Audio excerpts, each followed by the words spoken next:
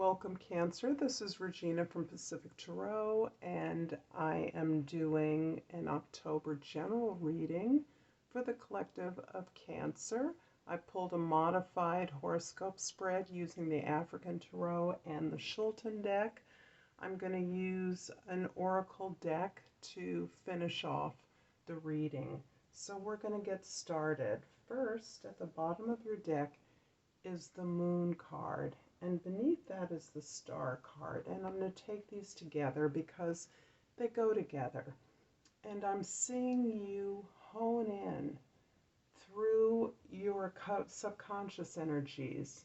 I see you searching, diving pretty deep to get some answers about something that is mysterious for you, or something that a problem to be solved. You're having to move pretty deeply through your past, through subconscious energies, in order to get the information that you have. You have the information, but it's deep. However, it's also supported by this incredible Star card where you have hope. Digging down into your past is allowing you to come up with the very thing that inspired you originally, the very hope that was original to your intention, and the thing that started you off on the current path that you're on, and in the particular inquiry that you're engaged with. So these are two beautiful and powerful cards of enlightenment in terms of your ability to get the information that you need to move forward. The first house is the Emperor, and the Emperor is showing me where you are, your attitude towards your daily tasks and activities. The Emperor shows you being in control, building structure around your desires, building structure and thinking through the logical processes and the experiences that you want to create.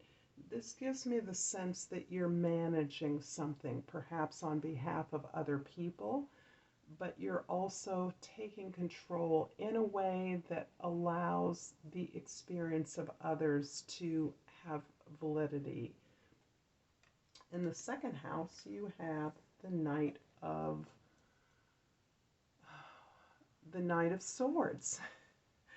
The second house is where your possessions and your values and your mere material resources are. It's also your body. So the Knight of Swords is really amplifying the Emperor card. This is really, again, showing you your ability to detach from these very powerful subconscious energies that are that you're swimming in. You're looking for answers here, but you're able to detach from those emotions and think through and structure the way that you obtain and structure your material world. This may include the way you're looking at your material resources, your money, your possessions, your home, and of course your body, the things that you are able to possess. Your values are also changing as well. As you gain so much new information, you have to detach your feelings from it in order to learn the lessons that your past is showing you at this time. The third house is the way you're processing this information, this desire. And the Six of Pentacles shows a tremendous focus on giving and taking, giving and receiving. This card gives me the sense that perhaps in the past, this particularly relates to your family structures, your intimate structures, the way you communicate. You have received a lot. You have given a lot. My sense is that you have been on the giving end more often than not. And this is challenging you to look at the way that you are able to receive support, to communicate deep feelings with those that are close to you, and share the tremendous information that you are receiving at this time. This also shows a real ability to balance out and harmonize resources that you share intimately. The fourth house, the Queen of Pentacles. And in this particular card, the pentacle, the value of the earth and of the material world, is part of your identity. The Queen of Pentacles is in our past. She is showing up in your unconscious mind.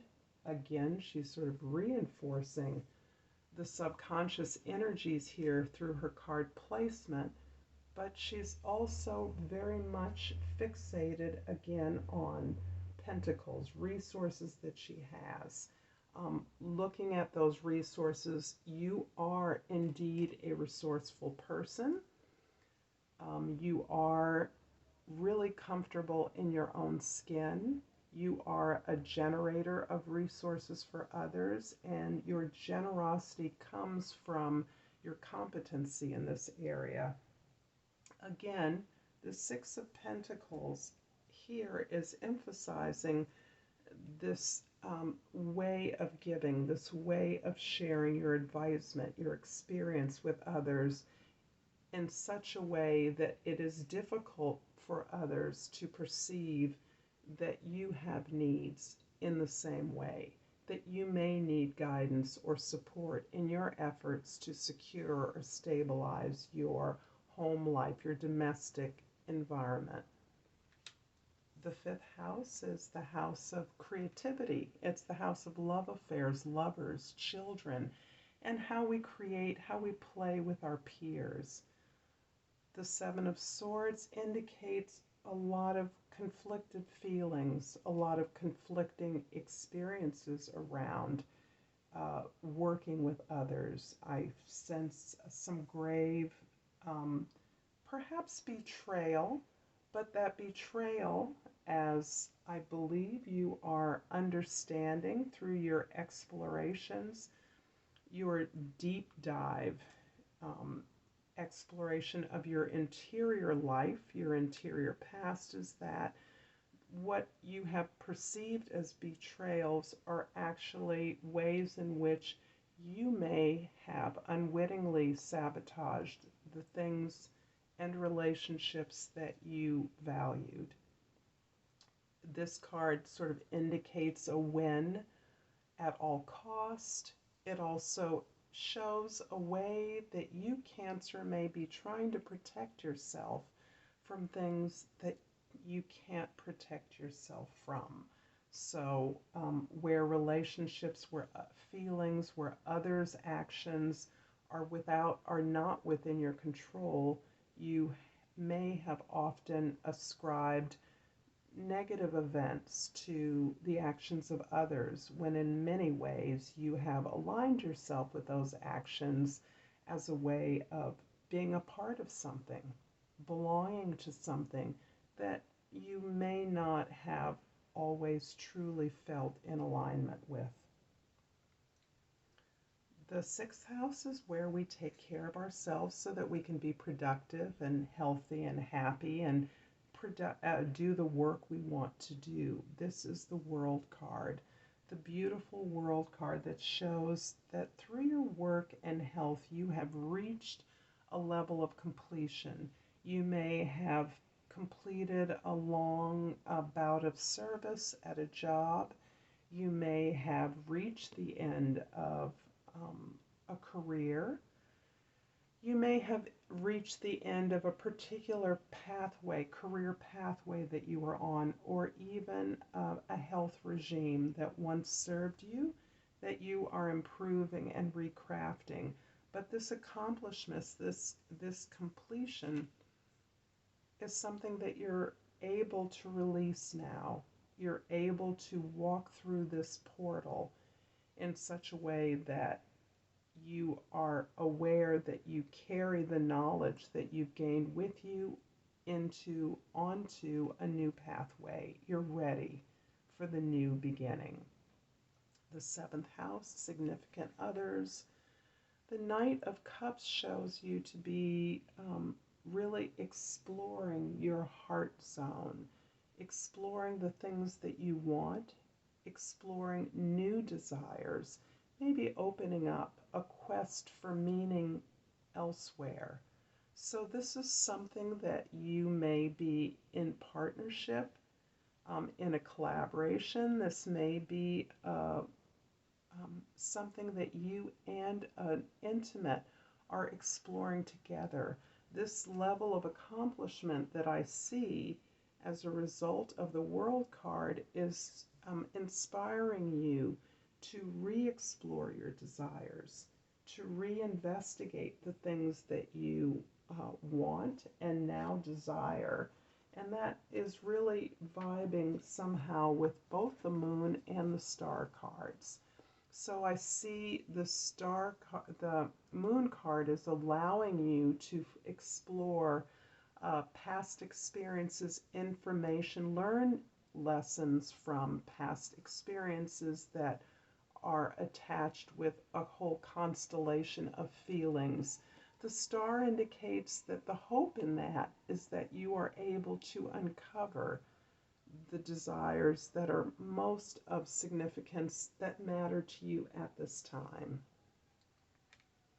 And that is indeed supported by this very deep connection with the Two of Cards that you're experiencing in your house of shared resources. So this particular relationship that you're in, be it a long-standing marriage or a relationship with a sibling or friend, but it's a deep connection with someone who knows you, understands you, accepts you as you are, sees your potential in such a way that you are coupled in this beautiful exploration of new desires, new hopes, and new goals. This is a beautiful combination. The ninth house, your spiritual and philosophical values, are showing me that you are receiving the fruits of the seeds that you have sown. So the World card can be, of course, a dramatic change in fate, usually towards our favor.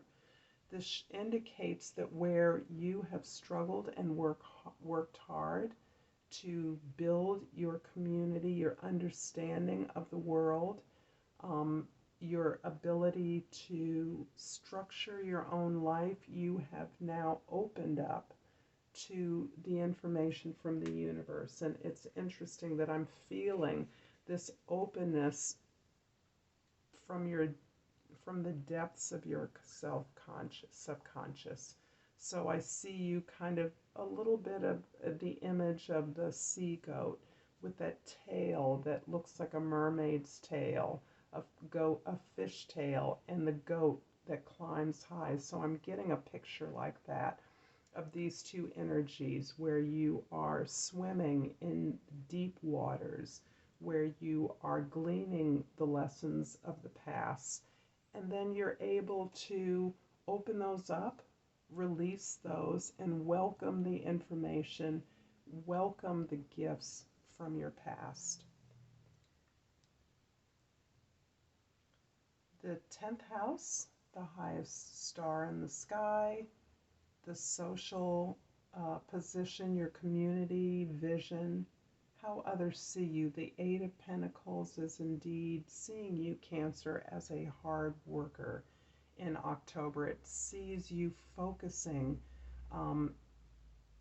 in a very structured way, building something that has tremendous value to you, that is tremendously significant, practical, and something that you take an incredible amount of pride in. This is something where you are balancing, as with the Two of Cups, as with the Six of Pentacles. There's a fair amount of balancing that you're doing here. And these two cards definitely are building up with love and generosity, harmonizing, equal give and take justice. You are working towards the creation of something of value and stability, something that you're offering to the community at large, and some way in which your community values your contribution. The 11th house is the house of our tribes and affiliations, visible and invisible. The Seven of Cups indicates a whole lot of opportunity and choices opening up to you. This can be somewhat confusing because I also see in the 12th house your ability or your tendency to overthink the situation, to overthink the various opportunities and ways about which you can strategize towards your goals. So there are many different ways to do things. You are very much wound up in your head about that as you try and facilitate a conversation, a pathway forward that really opens up the idea of really simplifying and clearing away. This is what I'm sensing here. You're clearing away from this underwater dive, from this deep dive. You are coming up with a star. You're coming up with an original hope, a correct alignment, a space where you see the star. It's providing you the vision and the pathway forward. The Seven of Cups, also a Seven of Swords, has kind of is confusing you, can be confusing to your communities, because the various options that you see before you, and there are many, as many in the world are working towards new ways of doing just about everything that we identify as life in our social experience. But this is masking your original hope and your original vision of what is going to be satisfying to you. This overcomplicates something that is perhaps a simple opening out, and this is why the Seven of Cups can be illusory and be confusing, because the better choices, some of these options are not options at all. They're not all equal, and the ones that perhaps are most in alignment with you are shrouded, are veiled by all these sparkling options. Again, the 8th house has you stuck in your head a bit.